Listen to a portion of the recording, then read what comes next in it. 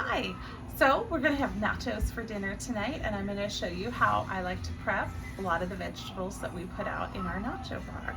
So first I'm going to start with our pepper corer tool. Okay, so it stores like this, nice and neat. You twist it and pull it apart, and then this one is good for bell peppers, and this one is good for jalapeno peppers, but it's also good for coring tomatoes. So I'm going to go ahead and core my tomatoes by going down in there and twisting. There we go, my core came out, and all I'm going to do is just pop it right out. Oops, into my scrap bowl. This is our prep and store set. This is my cutting board, and it has these little spots so I can hang my dishes right off of it. And I have one hanging off on this side. You can kind of see where I'm just going to keep scraping all of my scrap things, and all my yummy things will be over here. So I've scooped out the core there of my tomato. I'm going to cut it in half, and then I'm going to use this end, and I'm going to scoop out all the seeds and the juicy stuff. And I'm going to do that right over here over my scrap bowl. And that way my tomatoes, when they go on the nachos, won't sog everything out.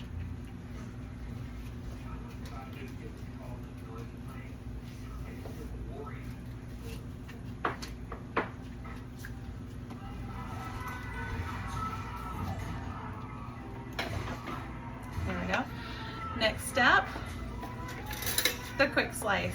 So this is like a whole bunch of serrated knives all stacked together in one little prep tool. So what I like to do is I put my tomatoes, doesn't matter which way, on here. I get down and I've got them all nicely sliced. But of course I'm doing nachos, I don't want sliced tomatoes. So I'm going to take it one step further and put them the other way. So I get them all nice and diced. And then into my container they go. Now I just have to keep going.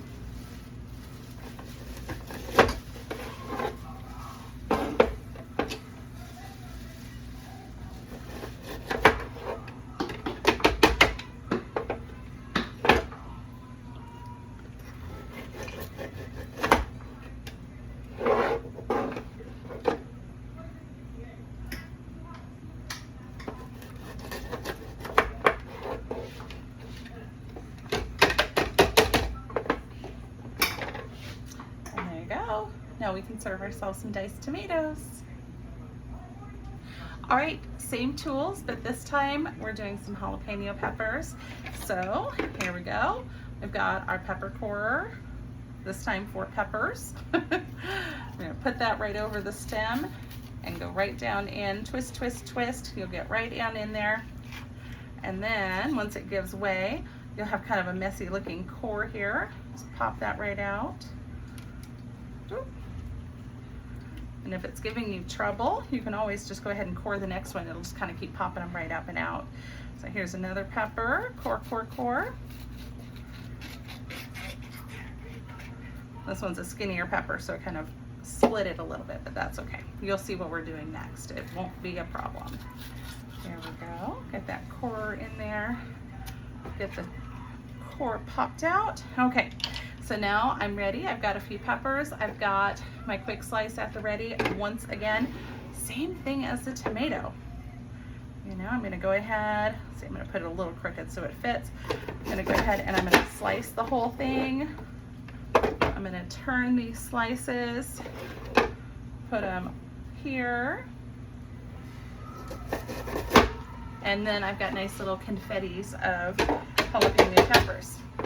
Now, if you're concerned because you don't want the ribs, you know, we've got rid of the seeds because I cored it, but you don't want the ribs on yours, what you would want to do is just take your knife and slice it in half and then pull the ribs out and then just go ahead and quick slice.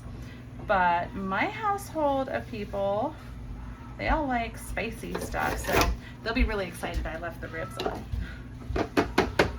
There we go. One more.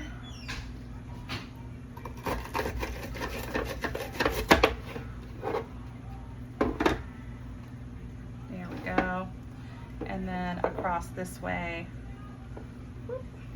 Just make sure your slices go the opposite direction so that they're getting sliced across, and then they're all diced up for you. It really is so beautiful to be able to dice your peppers without having to stop and do a lot of work. Ta-da! Diced jalapenos. Let's see what's next. All right, scallions time. So I'm going to show you 2 different ways you can do scallions. So I'll split these kind of roughly in half. I'm going to put half over here and half here. I already cut off all the roots. Those are in my little scrap bowl here. And what I'm going to do now is I'm going to take these and I'm going to cut them roughly in thirds so that they fit in my quick slice. Okay. So if you've got a quick slice, you can use it for all kinds of things. You might not be able to do all of them at once. However, this is still going to be pretty quick. I'm going to go cut right through. And look, whoop, I got a couple of confetti pieces. They went right through, and I have evenly chopped my scallions, and I'm going to do the same thing with the greens. Now there are some pieces that are left. I'll tap those out and then I'll swipe them into my bowl in just a second. I love the little reusable containers that come with this set. They actually have lids that I didn't grab because tonight I know we're just going to use these right away, so I wasn't thinking about it. But the lids actually have an option for closed, or you can have kind of a little vent open. So if you have something that you want not to have all the moisture left in it, you know, let some air circulate, you can do that. There we go. And again, these are a little bit stuck, so I'm going to carefully take them apart. There we go, dump them in there. And then I have one last batch. So this is the one way. And again, this might be your favorite way, especially if you've got your quick slice. I love this. This one is out being used almost every night. I really love using the quick slice. This was something that came in my kit when I signed up, and I really didn't appreciate it for a very long time until somebody showed me how to do the dicing in there, and all of a sudden, oh my gosh, I use it constantly. I use it like almost every day. So now the quick slice, we tried that. If you don't have a quick slice, here's the fastest way to do scallions, so they're not like taking forever. You just go ahead and cut them in half and just bump that back half up to the little roots. So now you can chop twice as many all at one time.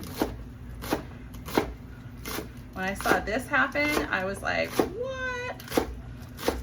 I'm all about trying to get it all done and ready and prepped faster, right? Okay, there we go. Ta-da! And then all these just get swiped down here into my bowl, and ta-da! I have a ton of scallions ready to go, ready for the next. All right, now we're down to probably the easiest one. It's the cilantro. I'm a cheater. I never take off the little twist tie thing. I just use that as kind of like a little grabber, little handle, if you will, because cilantro leaves and stems are pretty soft, completely edible. I just trim down really close like that, and then I just take the stems and I give them to my chickens.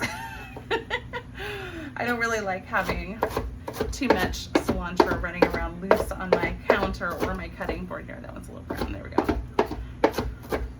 So just kind of go back and forth and rock your knife until your cilantro is fairly well cut up, and it smells beautiful. So same thing as before, just slide that right into my little container. And I gotta do 2 because we just love cilantro here. My family's big and we love cilantro. So down to the twist tie. I take the twist tie off and put that in my bowl. There we go. And the chickens are gonna give me eggs, so I really haven't lost a thing by throwing away a few stems. There we go.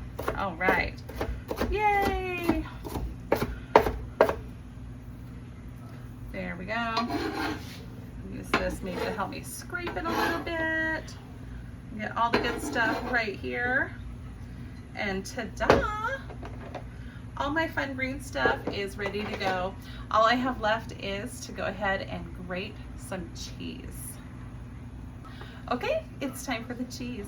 So to grate the cheese, and why I would grate the cheese, let's start with that. When you buy grated cheese in the store, it is coated with something that will help it to not get all stuck together and, you know, in one big cheese lump. So I think it's an anti-caking agent, maybe they call it, maybe. But anyway, every strand of cheese is coated with this stuff, and it's lovely. It doesn't change the flavor so much, but it does change the melt. So if you really like properly melted cheese, you're going to want to grate your own cheese. It doesn't really take that much longer, especially when you get in the habit of doing it. So today I'm going to use, I think, probably the fastest cheese grating grater that we have. This is the dual-sided one. So we have a fine grater over here, grater, I don't know. And then we have the one that I think they call it like the farmer shredded or something like that at the store. It's just the extra large. They are hooked together here. They make a lovely little tea. It comes with this.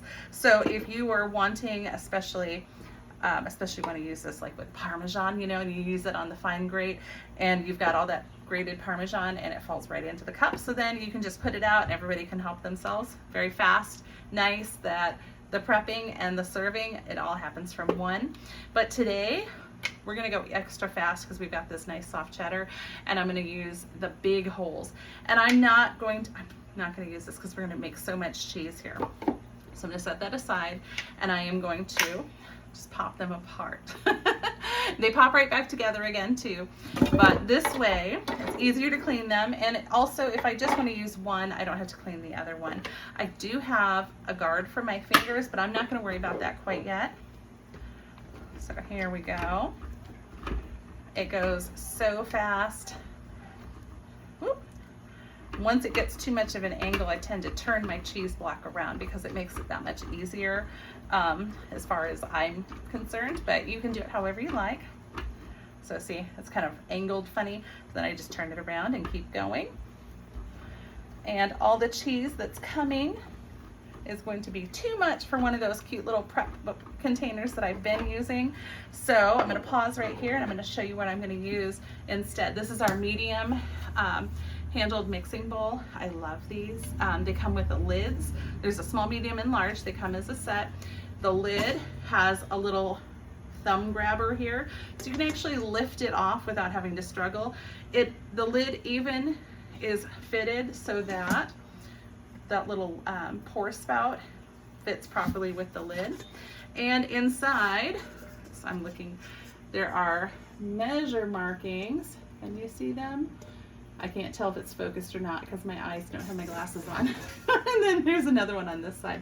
So trust me, if you couldn't see the measurements, they're there. I couldn't see them either without my glasses. So there we go. Just gonna put all this in here, and then I'm gonna keep going. I'm gonna do the whole block, and probably when we're done chatting, I'll do some more because I have, I don't know, maybe 8 or 10 people, depending on which of my kids' friends are here, who are gonna want some nachos in a little bit. And what we're gonna do is we're just gonna serve, a lot of times I make a cheese sauce, but tonight we're just gonna serve the hot taco meat with some beans that I had made in that multi-cooker that you can see over my shoulder in the background. And we're gonna plop this cheese on top, and it's gonna melt in like 5 seconds. And then we'll put all of those delicious vegetable toppings on top, and maybe some sour cream and guacamole or avocados. What is your favorite thing when you are having a nacho bar? What is your favorite thing to put on your nachos? Mine is probably the meat, honestly, the meat and the cheese with tomatoes. If I could only have 3 things, that would be what I would choose. Lucky for me, I'm not limited, so we have all the things tonight, and I even, in a minute, have some olives to show you. I'm gonna show you how to tackle your olives. So now you can see I'm getting down to kind of the little bit, and these are really sharp, okay? Ask me how I know. I've tried them. I know all of our cheese graters are very sharp. So I'm gonna go ahead and I'm gonna show you the handle, the finger guard here. So it just slides right on. Slides on. You can even just snap it on. It works fine either way.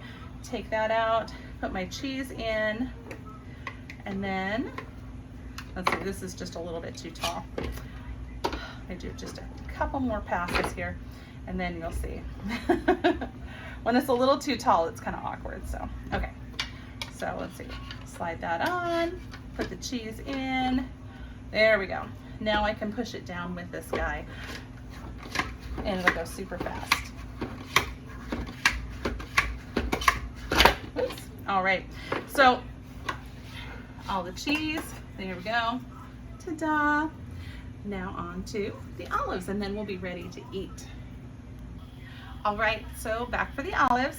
So I'm going to start with our smooth edge can opener, which is amazing. It just kind of trims right through the side here where the top and the side of the can is glued. And when it comes all the way around, you kind of twist it backwards, it releases. And then it's got this tiny guy, reminds me of the MST 3K monsters, if you're into that thing. All right, we'll take the lid off, and I've got another lid here that I've already can opened. It's nice. Anybody can touch these cans when they're done. You can have your little kids do it, and nobody's gonna get cut. This is our can strainer. This is great. So if you've got big cans like the chicken and the tuna, you can use it this way and push down and drain it, or the little cans, you go this way. And I'm just gonna, sorry, you'll have to use your imagination what's happening. And then one last one right into my sink, because I have no use for all the olive juice. There we go. And I'll set that aside. And then I'm just gonna kind of roll these guys out. Roly-poly everywhere. I got the medium ones. I usually get the large ones. There were a lot of them in there. All right, and then the last tool I'm gonna show you for this is our viral tool. This is our cup slicer. The cup slicer does not look like much, but it is amazing. It's just like the quick slice, except upside down. So instead of you having to put your things and grab them off of the top, those little blades, it just sucks them up for you. So you just do like this.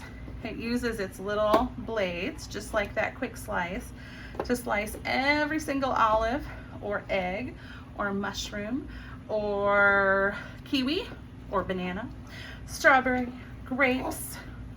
What else can you think of that could go through here? You can do anything that is, I'm gonna say relatively soft. Like you wouldn't do a potato, you wouldn't do like an onion or something like that. But there are a lot of things in our kitchens that we slice. Check that out. All of those so beautifully sliced, nice and even. And then you put the little base back on, and you see those little ribs push everything right back up, so you don't end up with stuff stuck in the bottom. Now what I will do is I'm going to put this out, and we'll actually just shake everything right on top of our nachos, and then when this is used up, I will slice another can full of them. So this is kind of a serving and prep container also, so check it out. All right, if you have any questions, you should make sure to comment and let me know, or you can text me or email me, and I will be happy to answer your questions. If you want any of these products, half price, 60% off, free, let me know, because I would love to help you with that.